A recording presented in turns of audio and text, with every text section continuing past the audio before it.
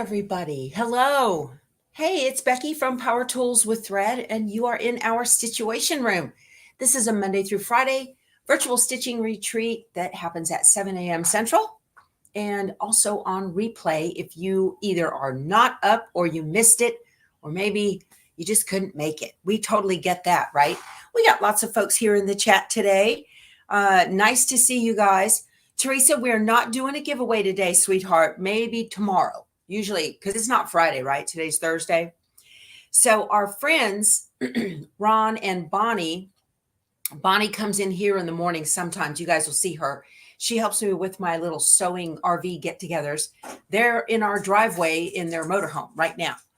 So they had to leave Ruidoso because of the wildfires. Good morning, Frito. Frito's feeling much, much better this morning. There she is. Hi, sweet girl. You want a goldfish? Let me get you a goldfish. Let's get you a goldfish because you're a good girl. Yes. Oh, her little tail. What little she has is just wiggling. Oh, that's a good girl. So sweet, Frito. She stepped on a red wasp a couple of days ago, day before yesterday. She wasn't herself yesterday. She's better now. She's not limping anymore. So great to see everybody. Yeah. Anyway, Bonnie has been in contact with the folks that live in that area in Ruidoso and said that the RV park was spared and the quilt store was spared. Praise Jesus, right? So we all have a personal interest in that. We don't need to see any more quilt stores off the map. So, and it rained all day yesterday, a real steady, nice rain for us that we needed. So everything's good here. I'm just waking up, y'all. Let me turn on Darla, get her going. Darla is my brother Luminaire, XP3. That's her right there.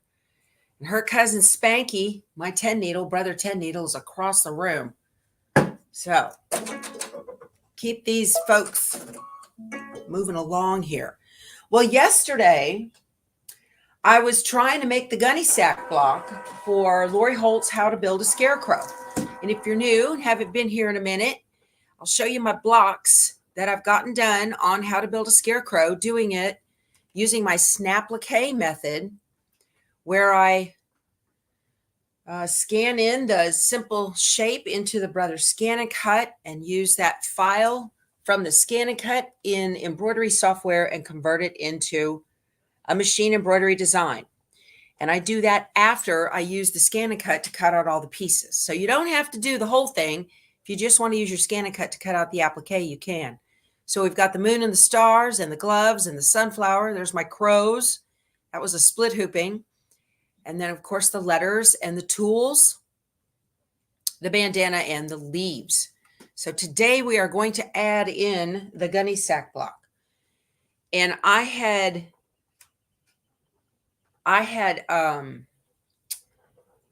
used Dime's new print and stick target paper yesterday to audition the design on the block, and come to find out it was too big. So I'm glad I did that instead of just, blindly going ahead. Well, this is such a simple block. Everything will be fine. No, wasn't fine at all. So I thought, oh, I hope I didn't cut it wrong. The block size. I hope I didn't cut it wrong because that's an awful lot of fabric. And you've only got so much when you buy a kit, right? So went back and measured. No, it was fine. Everything was fine on that. When I was reading Lori's blog on that post, I didn't read it all the way through. So in her blog, and I knew there had been pattern corrections. So I still had the one that was from May 24th. And it used piece R64 for the big oval on the middle of the gunny sack. And that gunny sack block looks like, let me get my pattern. It's the one with the brown rectangle with the 3 X's in it right there in the middle. So that's the gunny sack block. Well, the pattern said R64 for the piece. And I read into Lori's blog and it said R64. And so I thought, well, it's R64 because I'm reading the blog and the blog is verifying. But I didn't read the whole blog post. As you go down through the blog post, she gets down there and she says, oh, I went to hold this up to the block and I had the wrong piece. It should be R54, LOL. And I was like, no wonder it didn't fit. So, lesson learned, you have to read the whole blog post in order to make sure you get everything right. But the good part about that is that 54 is smaller than 64. So I can just use the same piece and cut the shape again. So anyway, all right. Oh my goodness, you guys, such sad stuff in the world. Yeah, that was the update in 6.6, right, Allison? And as a matter of fact, you had emailed me about that. And I searched my email for your email. I couldn't find it. I get 400 emails a day, literally, and trying to keep up with them and go through them and make sure, a lot of it's spam, a lot of it's sales, that kind of thing. So we have Happy Grandma, brand new to the live. Awesome. Hi. Welcome, Happy Grandma. Glad you're here. Thanks for joining us. Consider subscribing, please. So I thought I'd just go ahead and get through this again today and get this block knocked out since everything is ready to go. And I had to go into my embroidery design. So that's a good thing I couldn't pull up the design yesterday. I had the wrong thing saved to the USB or whatever, because it would have been the wrong size design. So yeah, we have a welcoming committee. Happy Grandma, get ready. And if you are new to the live, if you put an @ symbol, which is right above the number 2 on a keyboard, and then start typing out that person's screen name, it'll come up and you can choose that and then write whatever you want to write. And on their screen, they're going to see a bright orange or whatever color highlight of their name to tell them, that gets their attention. Somebody's talking to you, to them. Now it's still it's not private. It's everybody's going to see it in the chat, but I just wanted to make you aware of that. So let me go into Embrilliance. I want to show you guys what I did to the design and how I did it to streamline thread changes, because that's more important to me is streamlining thread changes. I'm going to clear out let me cancel this. I'm going to get rid of this here and go back and delete that. Okay, so I'm going to open up my screen. I want to share my screen with you guys and pull in the design from the USB. I just saved it from my desktop this morning. So this is the main Embrilliance embroidery software screen. We have the main stage where your designs go. We've got a ribbon with some tools up here. We have an objects panel and a property box. And right now they're both blank because there's nothing on the stage. So I'm going to open this up and grab the design and drag it in. Okay, so this is the design in the correct size. I even named it 54-CS, which means color sorted gunny sack. So color sorting is only available in Brilliance Essentials. If you have, Frito, you can't come through here, darling. Sorry, baby. I got cords. You want to come over this way? She's coming through anyway. She's going to make her way through. She's a cow dog. She finds a way. Yeah, she does. Has sweetness. You're such a good girl. So I can't ignore her. It'll hurt her feelings. There's no more. Sorry. So what I wanted to do with this is, if you look here in the objects panel and I click the plus sign, I've only got 7 stitches. So that's a total of seven thread changes, which is perfect. Okay. So it'll highlight over here. There's my placement line for the oval, the first one I chose a tack down of a really wide zigzag. And then there's the Scarecrow stitch, simulated Scarecrow stitch. Okay.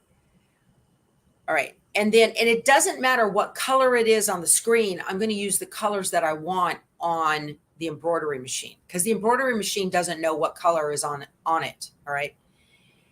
And then I have all of the first parts of the X's going down. There's their placement lines. There's the tack down for those. There is the first placement line for the X going, the pieces on top. Okay. And there's the tack down for those. So those are all going to happen at one time. And that's what I was looking for. So how did I do that? Well, if I tap this color tab down here, I want to show you. If I click the whole thing, you can see. I made sure, oh, now we have issues here. Yeah, so I made sure before I color sorted it, okay?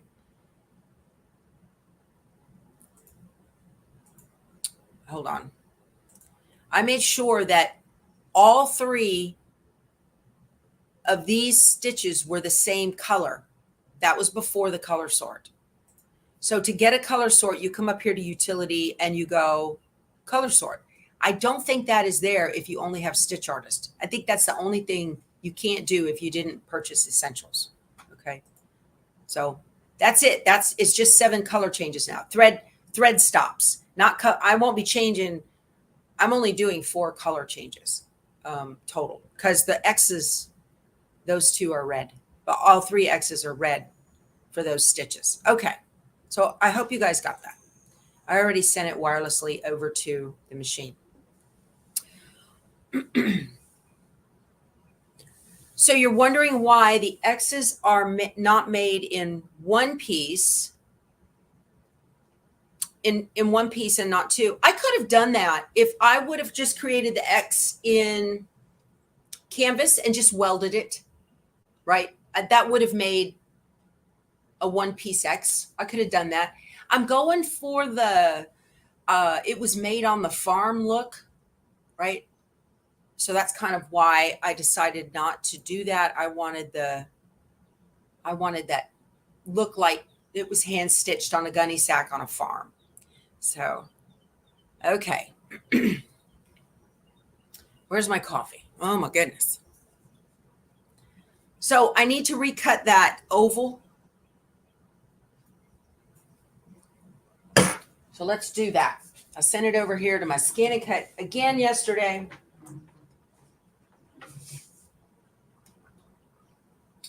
Hey, Bonnie, you can tell Ron that his hat is in here in the house. He was looking for it last night. Oops, hold on. I got to put my little cut back on.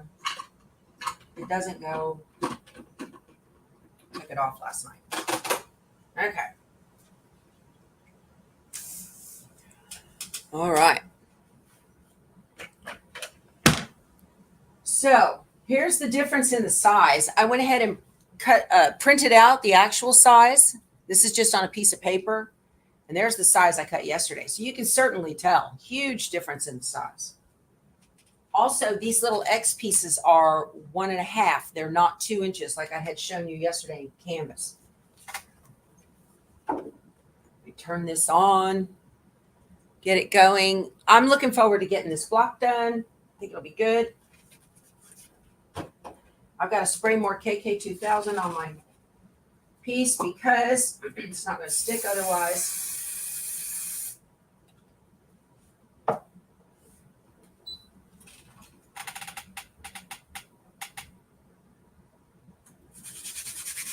Okay, let me do this. All right, let me take you guys along for the ride, show you what I'm doing. We'll do the same thing over and over, rinse and repeat, and that way you'll get it.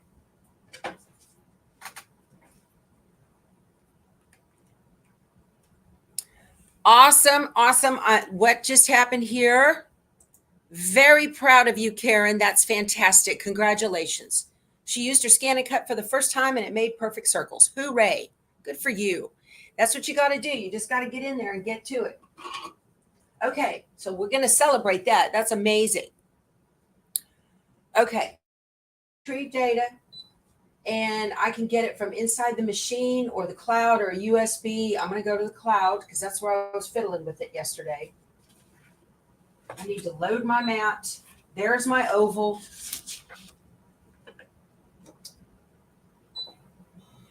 Press the load the mat button there. And all I want to do is take a picture of the mat to make sure I get my cut on the right spot. So I'm just going to hit this blue box with a bar across it and tell it okay. And it's going to pull in the mat and take a picture. What does Becky what? Story time. What's on my shirt today? It says Born to Sew. I got it at a quilt show a year or two ago. Ah, look at that. This is why you want the ScanNCut. See how I'd have missed it? So now I can just take this and move it down and make sure that it's on the fabric. That'll work. Tell it okay.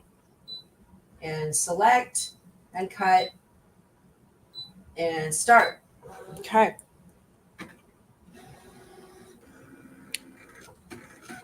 All right. I know, Bernadette. She says it's funny when you think. Whoops, sorry. It's funny when you think something's easy and it turns out to take the most time to get it done. That's true, right? I think that's true of any job. All done. All right. So now we'll pull up this outer circle. We don't need that. And let me get my. Whoops. I guess that wasn't on there good. I'll have to play with it. Get my spatula. Get this off.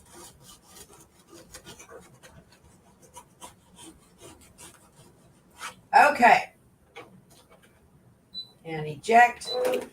Put that away. Okay. Let me turn on my iron. My little Cricut mini iron. This little guy here. I love this. It's a mini heat press. Somebody told me that they have used those Cricut mini presses, the Cricut presses, to do my iron-ons for the logos out of them. My blade, Amy, in that one was that was the rotary blade on that one. Yeah, I have become a huge fan of that blade, even though it takes longer on some stuff. Like it took 9 minutes to cut out all my leaves, but that's fine. All right. I have my block right here with the Target paper, a Target sticker already on it. And it's right here. I need to find some thread to match this. Let's come take a look at the nail polish things here for the thread. I want to say that's it right there. This is so handy. Love this. Okay. Those are racks for nail polish in salons, you guys. I have them in my Amazon store. They work fantastic. And while I'm here, I need a red. And there it is. Yep. Very nice. Okay.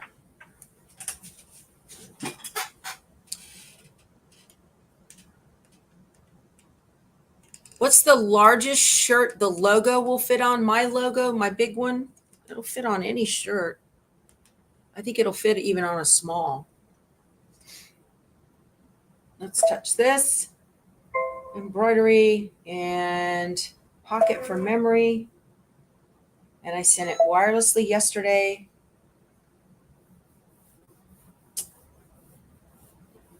And I see the Gunny sack, but I don't, that's it. 54 color sorted Gunny sack. That's it right there. Okay. And set. All right. It says embroidery. So I'm going to touch embroidery. Now, I want to make sure I get this correct. You know, you would want to fold it and then get it just right in a quarter. This is old school method. I'd fold it just right and make sure I got it placed exactly on that.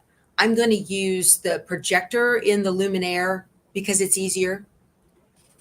Let me see. Okay. First thing I want to do is change my thread. So I cut it at the top and remove the spool. Okay, and I'm gonna put this. Well, actually, duh. It's gonna do a placement line. What was I thinking? I don't know. It's early. Let me do this. Tie this off up top.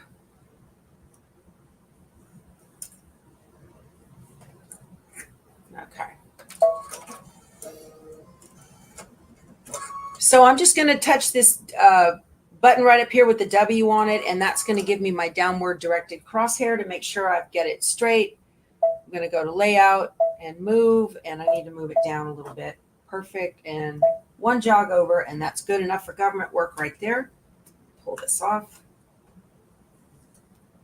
Put it over here with his companions. I've got about 4 of them building over here now. And I'm ready to just go ahead and stitch that that oval. Awesome.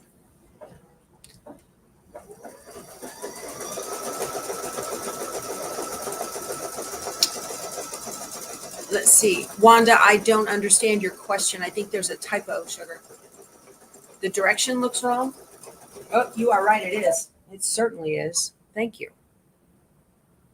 Okay.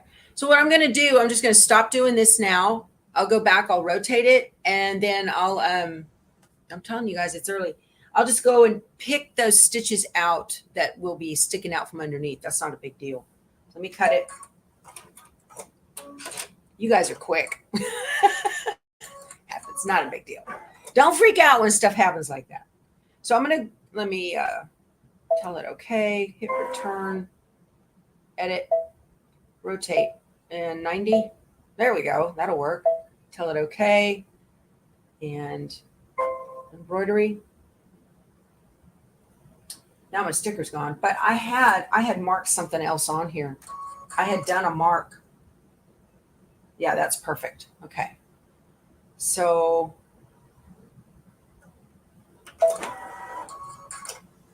you've done that many times. Good. I'm in good company. Absolutely. So, yeah, not a biggie till you iron it down, right? So when you make a mistake like that, if I iron the piece on top of a bunch of stitches that shouldn't be there, that's fewer stitches that I have to take out later, right? That's how I think about it. So I'll cover the mistake before I stop and unpick the whole thing. Okay.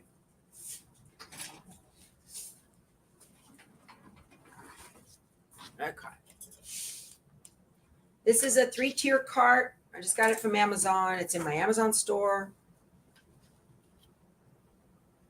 And let me get this. I'll put this on here.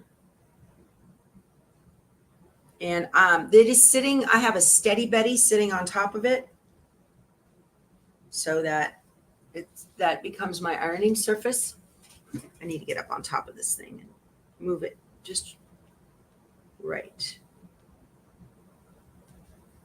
There we go. Okay.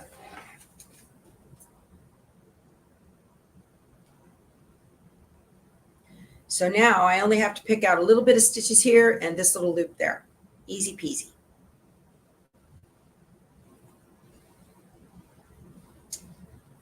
All right. And I'll worry about that when we get done. And now it's going to stitch that zigzag all the way around.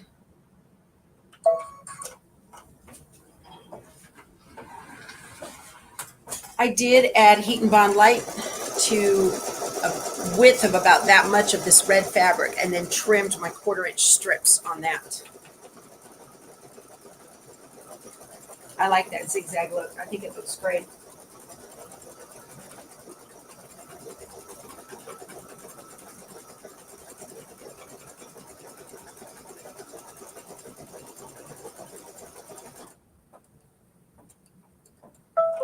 Okay. Oop. Didn't cut all the way.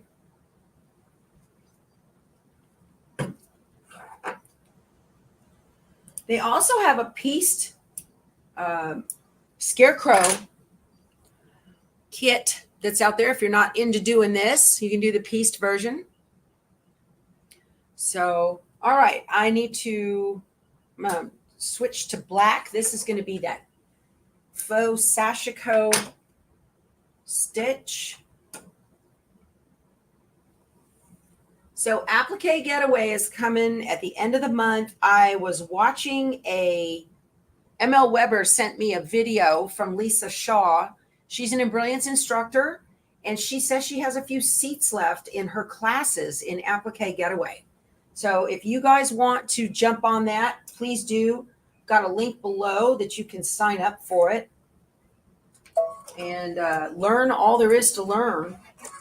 And Lisa Shaw, she is very, very good at Embrilliance embroidery software, and it's money well spent. That tail is like way too long. Okay. So we'll see how this first time I've used the faux Sashiko. Yeah, I love Lisa too. She's amazing. She's a lot of fun. Lisa Shaw is fun. I visited with her quite a bit at the Houston Quilt Festival, and she's one of those people when you meet her, you just instantly click and go, oh, I could hang with this person outside of embroidery, you know, one of those people. Oh, I love it. It looks amazing. Will Stitch Artist 2 do everything I'm showing today? Yes, ma'am, it will. Except for the color sorting, right? Stitch Artist 2. If you only want to, so Stitch Artist 2 has all of the tools that are in Stitch Artist 1. So you don't need to buy both. You can just get 2, and then you'll have everything that's in 1. But Stitch Artist 2 allows you to import the vector graphics, which you get. Those are created by the ScanNCut. So, well, Judy, thank you. That's okay. Nothing against Lisa Shaw. You know, I grab little nuggets from different instructors, right? It's just the easiest way for me. Oh my word, I love this. I wish I could have gotten a uniform oval because I copied it and then reduced the line, but it wasn't uniform spacing, top, bottom, side to side. Don't care. It looks very farmy. Look at that stitch. Can you see it? I need to hold it back. I want to get you in. I think we can use the telephoto for you to look at it. Hold on. And you can see it better if it's telephotoed. I'm trying to show the stitch. Let me set this down so it doesn't waver. Look at that. That looks great. That's their faux Sashiko. I imagine if you wanted to get in there and snip those little bits out, you could. But I'm not going to do it. It's fine. I think it looks just fine.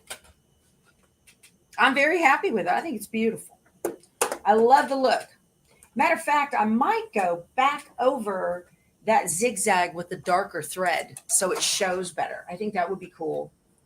All right, I'm ready to switch to red. So that Sashiko stitch is a property type in the, when you tell it this is going to be a line, well, it's like, what kind of line? What do you want? You want a zigzag? You want a Sashiko? You want a bean stitch? What do you want?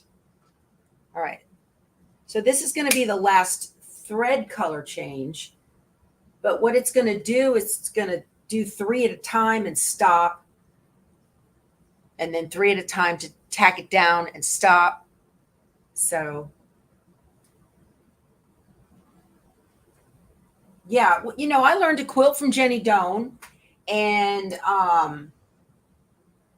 Esther Burns, Eleanor Burns. I learned stuff from her. You just learn a little bit from different instructors. You know, it's amazing.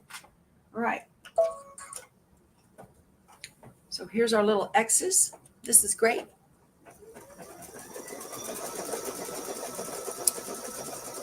You saw something that said to use invisible bobbin thread. They do that quite a bit. I think with Hoop Sisters. Hoop Sisters does designs with a lot of either invisible or water soluble. You'd want to do that if the back is going to matter. Okay. Otherwise, a really, really lightweight bobbin thread is going to be just fine. Nobody's going to see the back of this block because it's going to be on top of a piece of batting, on top of the backing in a quilt. This is what I wanted. Had I not color sorted, it would have done placement line, stop.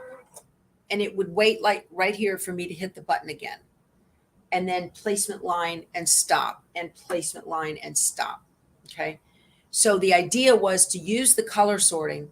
So what you use this, whatever you want to be stitched all at once, you make that all the same color.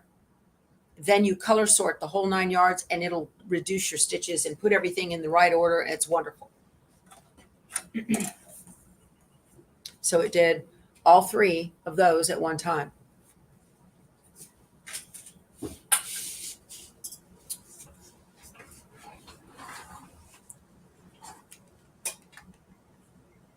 Okay.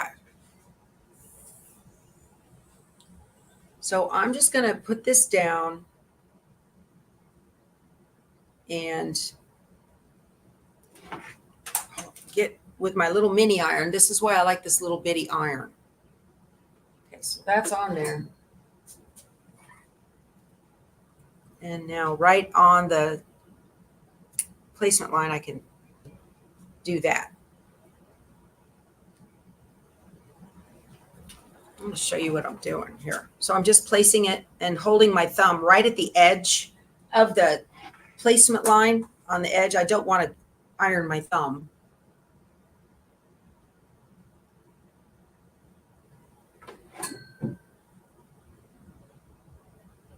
Kind of fold that back and make a crease if you want, and then cut it. Okay. Same thing. So I'm just going to have to do this 4 times as opposed to 12.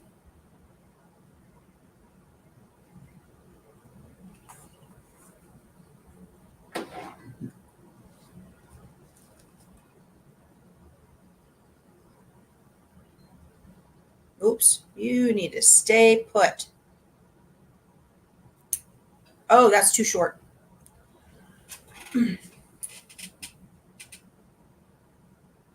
I cut it too short. You need to stay put. Don't move around.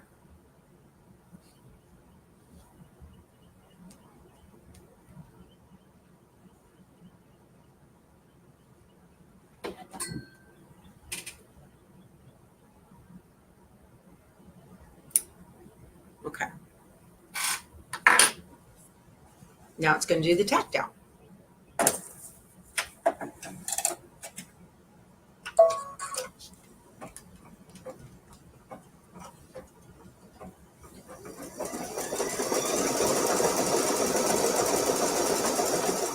I'm really enjoying this. This is looking so good. Look how good I blanket stitch. Isn't that amazing? This saves so much time, you guys. It's an incredible, incredible time saver. I just love it.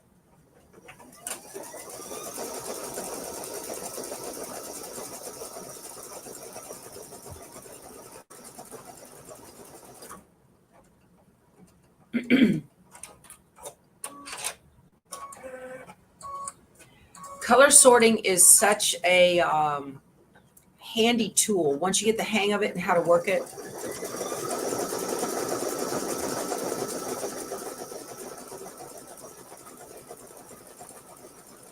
Is that a Cricut iron? Yes, it is. Lana. Yeah, this is the Cricut mini press. Okay, so it tacked down all of those. Now we're going to do the placement line for the top of the X's. Easy peasy. Yep. Well, hi from Norway. How are you? Thank you for joining us. I loved Eleanor Burns too. I watched her all the time, Scotty Dog. I have not met her, but I do hear she's very, very sweet.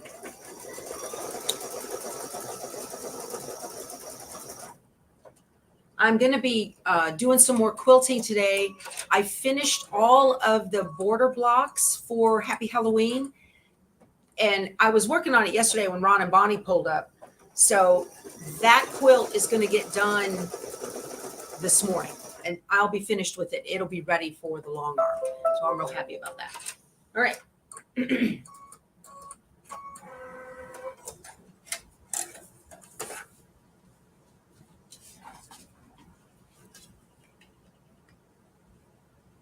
Okay.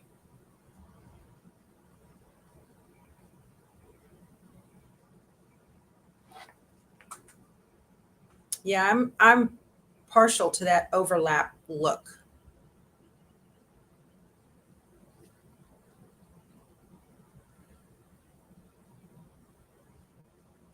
I like it.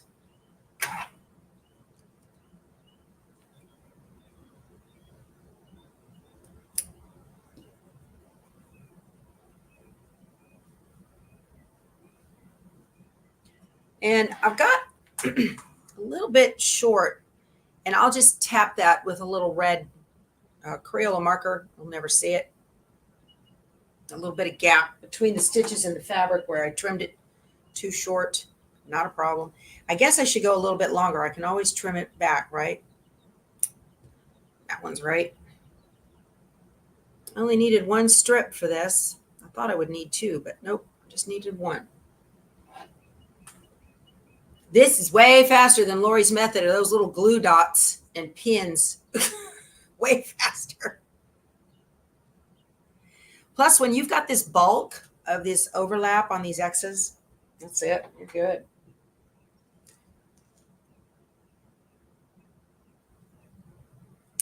There. Perfect.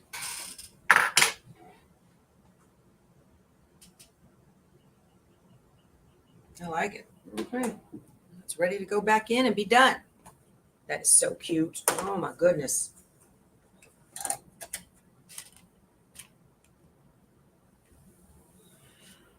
Kathy, she's asking what markers do I use? So Sharpie fine points, but you need to be careful. They're not going to bleed, right? So Sharpie fine points, Crayola markers are fine. They'll wash out. Crayolas will. So if it's going to be washed, you may not want to use that. But any permanent fine point marker that is not going to wash out.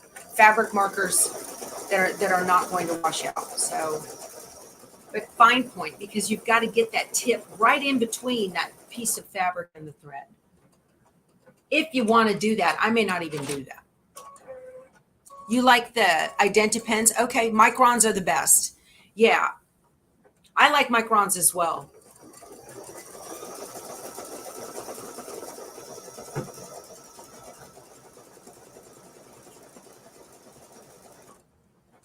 Okay. So the next block, I didn't send down that piece of green. I've got it cut. I just didn't. I guess I could put it on here. I need to get it built. I had it built in Canvas, and that strip is supposed to be a 1/2 inch by 8.5 inch strip for the green stripe that goes across the top. That's 1/2 by 8.5. So I built it. I just don't know if I sent it down to the machine so I can send it over. Let's go to Canvas and take a look. We have time. Ooh, in a Canvas workspace. That's my old, So let me get rid of this. And I'm just going to grab this and go into the properties right up here. And I want this to be 0.50 by 8.5. There. Okay. There's that piece. So let me download it. And I'm just going to download it to the computer. Okay. And I'm just going to get a new, let me see. You guys are still on Canvas. Let me close that.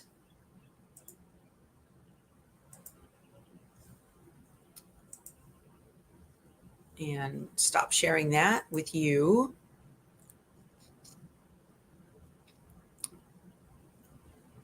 Let's see here.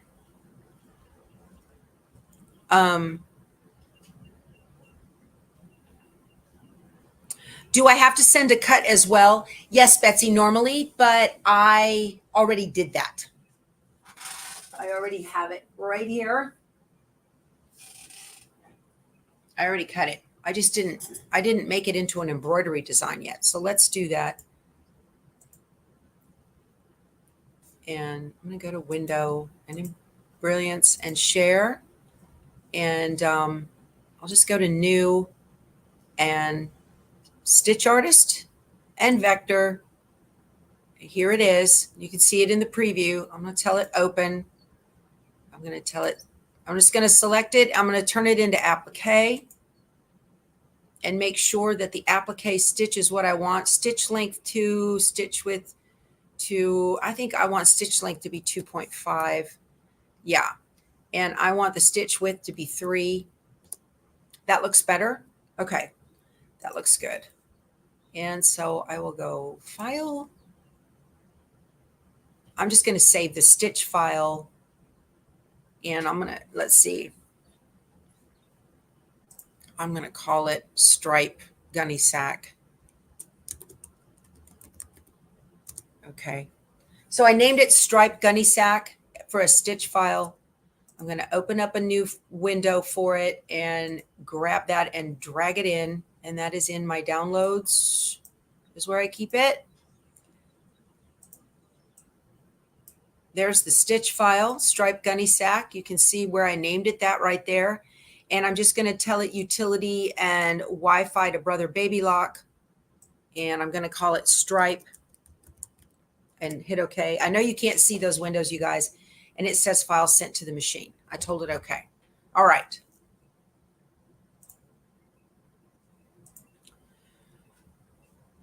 That's how easy it is to do that. So I have got a pin up here in the way that makes me nervous. So I'm going to put this way up here out of the way. I'm going to tell it OK and go back to home. OK. Embroidery, pocket for memory, wireless, and let's go down to Stripe. There it is, right there. Tell it set. And it's the wrong way. I can see that now this morning. Now I'm awake. Tell it OK. And embroidery. Now I want to move this straight up. All the way up to the top. We'll see where it's at.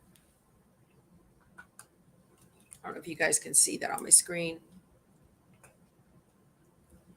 All the way up to the top. I'm going to tell it, well, I tell you what I want to do. Let's take a picture of this, what's in the hoop. I'm going to hit the camera and scan and tell it OK. So this machine now is going to take a picture of, and it wants to show me what it sees on the screen. Okay.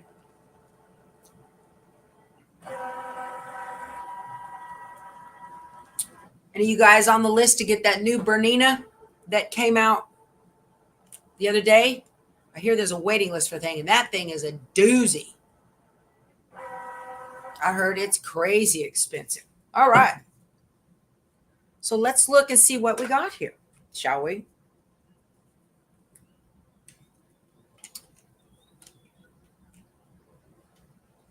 Look at that. Now I can see where it's going to go. I'm going to grab it and I'm going to move it way up. And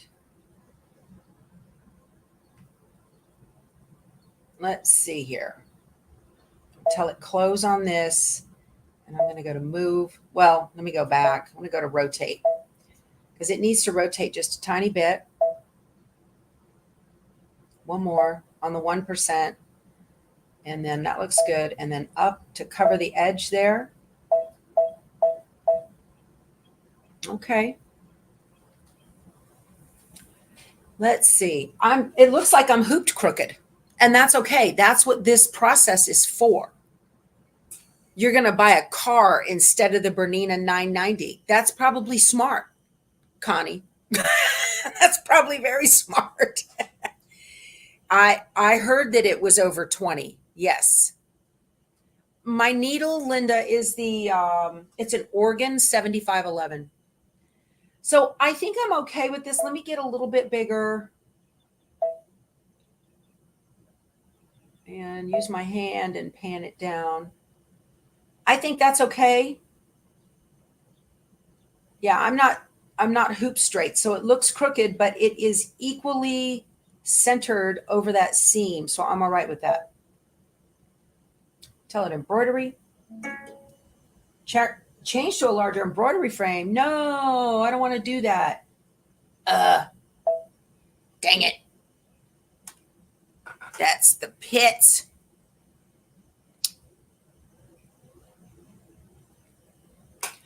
I don't think you have a Luminaire, Sun Country Girl. Oh, the live camera on it. Your Luminaire doesn't have the camera technology you were hoping for. I'm not sure what camera technology. So it wants me to switch probably because it's too high or it's too close to the outer edges of the design. I think it will stitch, but it doesn't think it will stitch. I'll have to play with this later, y'all, because I've got to rehoop it then. I'm going to have to rehoop it. Can I just move the strip down a little?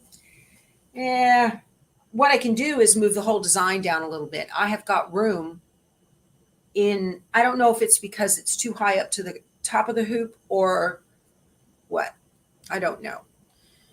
Yeah, I hear that new Bernina is pretty cool. It has a screen the size of an iPad, which is kind of what we've got here on the Luminaire. And it has all kinds of bells and whistles in it. You can design on the fly, change colors and all this other stuff on the fly. Changing colors is not that big of a deal for me with an embroidery machine on screen because I'm going to stitch the colors that I'm going to stitch no matter what. A lot of times I will go ahead and go to the trouble of making the colors, but just like in this one, I only used 3 colors, the tan, the black, and the red. And even after color sorting, I still had 7 color stops. Okay.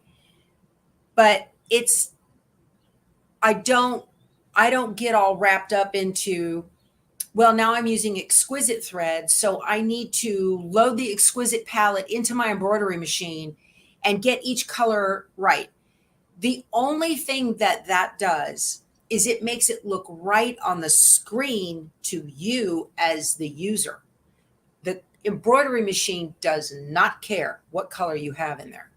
So I don't do what? Restitch the zigzag while I'm in the right position. Yeah, I might do that. Yeah. So do I want to restitch it? I don't know. I don't get all wrapped up into that. One, because I use 3 different palettes of thread. I use Exquisite and Glide and Isocord. And between the 3 of them, I can pretty much find whatever color I have on hand that I need. So I don't get all wrapped up into that because if you're changing colors and you want it to be exact on your screen, I can't tell it use glide here on this stitch and exquisite here on this stitch and isochord on this stitch. It won't let you do that. It's all or nothing in the color palettes. As long as I've owned both of these high-end embroidery machines, I've never gone to the trouble of identifying specific colors or even getting anywhere close. I base my color choice on the color on the picture that I have, whatever the designer wanted, right? And get as close as I can to that and just put it on the machine. The machine doesn't know and it doesn't care. So to me, that's just, it's just a waste of time, a total and complete waste of time, you know. And I know it's a big selling point for these machines. And sometimes I wonder if the machine companies are in cahoots with the thread companies so that you buy every color, right? But what happens when new colors come out and they're not in your palette? Now what? Because I have a lot of isochord thread that's not in the isochord palette on these machines, because now they'll do updates, right? But in the meantime, then what? That's just my personal opinion. That's just my personal opinion.